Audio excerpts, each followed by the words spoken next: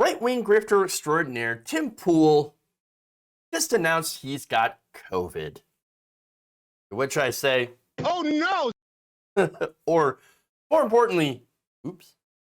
So now this is according to the Daily Beast. Now Pool, the pretend centrist / actual right-winger for hire, admitted to testing positive for COVID-19. In fact, here he is explaining how he feels or how he had felt and giving the announcement on Instagram. Take a look. This past week, I've been MIA because on Friday, I tested positive for COVID. I had an extremely bad case. My lungs were getting really bad. I think I would have ended up in the emergency room were it not for the prescription that I got, which is the kitchen sink treatment. Basically the same thing that Joe Rogan got. It was monoclonal antibodies, ivermectin, azithromycin, and I also got NAD and a vitamin drip. And I believe those made me way better. I truly believe it was the monoclonal antibodies that made me better. I want to give a special thanks to Joe Rogan for just his support. I ended up finding a doctor. They gave me this prescription. I think it saved my life. I genuinely think it was that bad, but check it out, and I'll see you there. Oh, see, man, you know, I got COVID, but it was bad. Don't worry, Dr. Joe Rogan to the rescue. Really? Really? Okay, so now at least he gives credit to the monoclonal antibodies, which really is the only thing that's effective. And so he takes that and then all the other junk that came along with it and is going to be fine. Well, good for him. He's rich. He's a millionaire. He can afford whatever he wants. In fact, I've got more details on that later on in the story. But all right, if he wanted to put more money in the pockets of Big Pharma, you know, specifically in Regeneron, well, congratulations, you have done just that. It would have been cheaper to get the vaccine.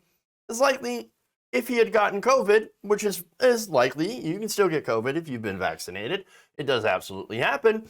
But the symptoms would not send you to the hospital. But sure. Now, here's the thing, right? So Tim Pool is younger than me. He's only 35. So he's rather young and healthy, and yet still ended up getting a really bad case of COVID because he hasn't been vaccinated. I thought that wasn't supposed to happen. I thought you weren't supposed to get COVID if you were taking, or doing all the things like not masking, not being vaccinated, and then maybe even taking, the ivermectin. I don't know if he was doing that, regimen beforehand, but he certainly wasn't doing anything to protect himself that I know of. But Joe Rogan says, no, if you're young and healthy, you'll be fine. You don't need a vaccine. Natural immunity all the way, baby. Well, what happened? Oops, natural immunity kind of failed. Now, here's the thing.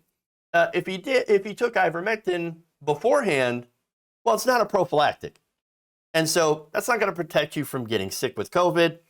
And not only that, but you've shown by running out and throwing the kitchen sink at it that your natural immunity was not good enough. By the way, monoclonal antibodies. You know what monoclonal antibodies are? They're manufactured antibodies. That's it. They're created in a laboratory, meaning that they're not natural antibodies at all. If you say, oh, I'm relying on natural immunity, natural antibodies and all that, you can't then go and get manufactured antibodies put into your body. That's not natural immunity. They're man-made and mass-produced and are designed specifically to recognize the spike protein on the outer shell of the virus and destroy it. By targeting the spike protein, by the way, the antibodies interfere with the virus's ability to attach and to gain entry into human cells, much like natural antibodies, and actually gives the immune system time to mount its own immune response without being overwhelmed by the virus. There's nothing natural, though, about monoclonal antibodies. It's not natural immunity, which is only gained, by the way, after you've gotten COVID. And it's not a replacement for the vaccine. Anybody who says that, by the way, is openly lying to you. get the vaccine, or you're going to end up like Tim Pool, who did not get the vaccine, and that's why his case was likely as bad as it was. In fact, according to a report in the Daily Beast, Poole had initially downplayed his symptoms, saying, "Oh, I got a headache, and this doesn't really seem all that serious." Then, the following Thursday morning, Poole woke up feverish and drenched in sweat, plus a headache. He said, "It was the worst experience with an illness of this sort I've ever had." And by Thursday evening, he said he felt like death. His fever spiked over the course of the night, had significant body aches that had manifested on Friday, and of course, ended up actually then choosing to go and get some professional help. Now, interestingly enough, Poole was not the only person to come down with COVID.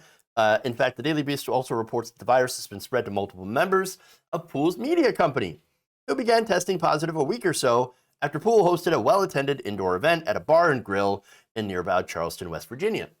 So now Poole's out there saying, no, that's not at all what happened. That's wrong, fake news. Oh, somebody showed up actually earlier before the party that was sick, and then that's how everybody got sick because, the place that I was in was well ventilated, even though there was no, requirement to show proof of vaccination, obviously, and we encourage people to wear masks, but nobody did, and they were standing shoulder to shoulder. I don't know how that could have happened. It must have been something else. Now, during the combination comedy musical and Q&A show, parts of which were shown in a paywall-protected video, Poole's producer gave a shout-out to people who refused to get vaccinated, encouraging them to quote-unquote hold fast, to which ended up with cheers from the audience. Nice. So, gee, I wonder if they're still cheering now. Spoiler alert, they're not. Many of them have come down sick. So now here's where it gets funny, right? So Tim Pool, if you know Tim Pool, you know the guy actually never takes a day off. It is kind of amazing. He's got like 5 different channels, and he never takes a day off. Now, he gets COVID, and it knocks his ass out for a week. So now, his audience, being right-wing, immediately jumps to conspiracy theories. I love this. My favorite part.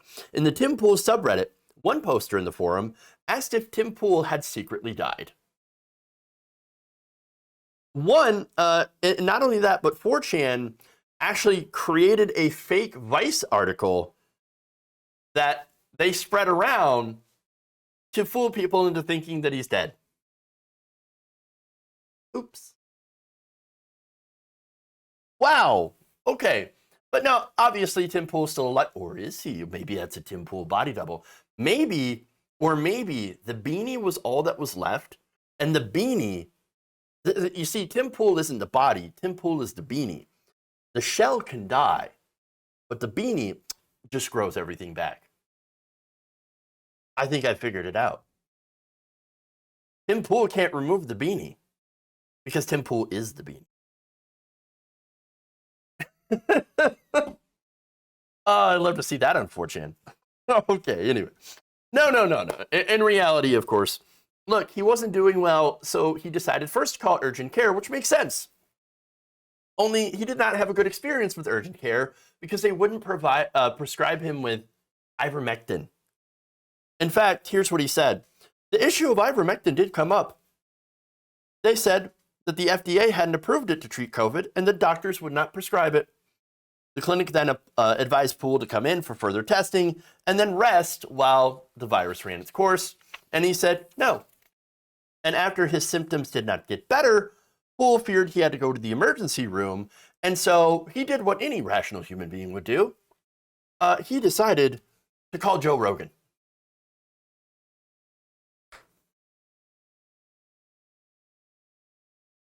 I know, I'm going to ignore medical professional advice and I'm going to call Joe fucking Rogan. That's who I'm gonna call. Dumbest man alive. Now Joe Rogan said, your doctor, no, you should ignore that medical advice. and you should just find a better doctor. Meaning that, of course, one that would decide, or that would basically do whatever you tell them to. Oh, you want to prescribe ivermectin? Okay, we'll do that. Again, look at the audacity here, okay? If you're rich, like Tim Pool, you could just shop around for a doctor to give whatever crank cures you want. But if you're a regular person, you got to worry about, well, first, being a network or out of network with your insurance, or even if you are lucky enough to have insurance, can you afford your co-pays, your deductibles? But of course, none of that even matters because no doctor worth their salt is going to prescribe ivermectin for COVID because it doesn't work on COVID. It's a waste. So normal people get around that in two different ways. For one, they go to, as I've reported before, there's America Frontline Doctors, and they have this entire scam network set up. And so you can go and you can, go to their site, and then they'll quote unquote refer you to another doctor for a telehealth appointment, all of which you end up paying for, of course. And then that, so-called doctor will prescribe them ivermectin or whatever they want. That consultation and all of that, that's paid by you out of pocket, as well as, of course, the referrals. And not only that, but the prescription, once that's filled, also you pay out of pocket. Now, for millionaires like Joe Rogan and Tim Pool, they can afford that. Working class people do not have that money. They do not have the resources. So what do some of them do? Some of them end up raiding the Tractor Supply store and end up getting things like horsey flavored apple, horsey paste, right? Apple flavored horse paste. That's what happens. So there's a disparity here. Rich grifters like Joe Rogan and Tim Pool will go and get this medication from a doctor prescribed because they'll pay for it. And there are unethical doctors out there that will absolutely do this. And there's proof of that.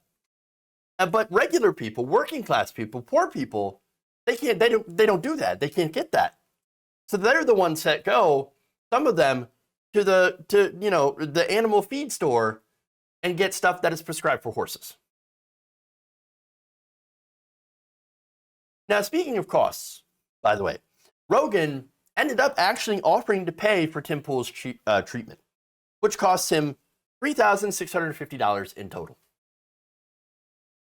You know how much Tim Pool made? $600,000 in the previous month. I don't think he needs your help. Look, I don't know if he took it. I guess why wouldn't you, right? But could you imagine? But I could not imagine making $600,000 off YouTube in a month. Maybe it's because I just suck at YouTube. I don't know. Maybe I'm like, I'm obviously I'm not a grifter because grifters actually make good money on YouTube. But understand that it's so lucrative to be a right-wing hack. It really is. And you don't even have to be smart. You don't have to be cogent. You don't have to be entertaining whatsoever at all. Look at Dave Rubin. He's a classic example. He's too dumb and greedy to be on the left. And so now, when he's a right-winger, all you had to do was like, hey, I'm a gay right-winger. Or that was formerly somebody who was on the left. Please hire me to talk shit about gay people. Exactly what they do. So I don't think y'all understand how much money there is in grifting right-wing media. And understand that's why Tim Pool even got into this in the first place. Remember, he was a guy who was like, oh, I work for Vice, and I was at the Occupy protests, and I covered that, and turns out it's kind of a lot of work to be an honest journalist. So I'm just going to go and basically ride every algorithm and give right-wing talking points. And that's how I'm going to grow my channels. And that's what happens. And so, again, there's so much money in right-wing media today. They throw it around like confetti. Corporate media is essentially the same. They throw all that money around too. Online left, however, this is while the online left fights over what's left. Scraps.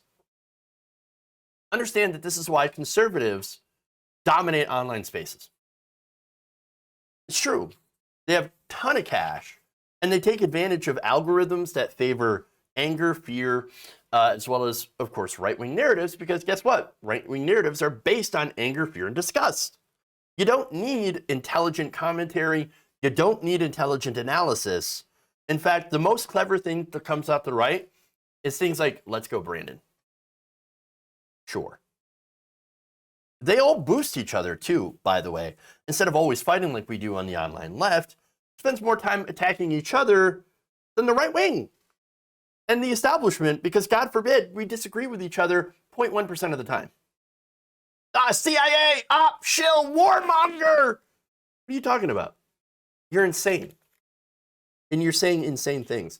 And look, the online left is right now so incredibly fractured that they're pathetically weak. And we do it mostly to ourselves. And as a result, guess what? People like Tim Pool dominate the online space with nonsense. And you can see the harm that this causes democracy. The harm that causes to the discourse. We can't even have intelligent discourse anymore because we're all too busy yelling at each other over nonsense. So, come on. And by the way, the solution is not to deplatform everyone we disagree with. I don't agree with that. No, in reality, the online left needs to start working together to fight the grift and to spread the progressive message and to fight people like Tim Pool. If you enjoyed this video, please give us a like and share with your friends. You can subscribe and help out the channel by becoming a patron. It's patreon.com/Jeff Waldorf, or you can become a channel member as well by hitting the join button below.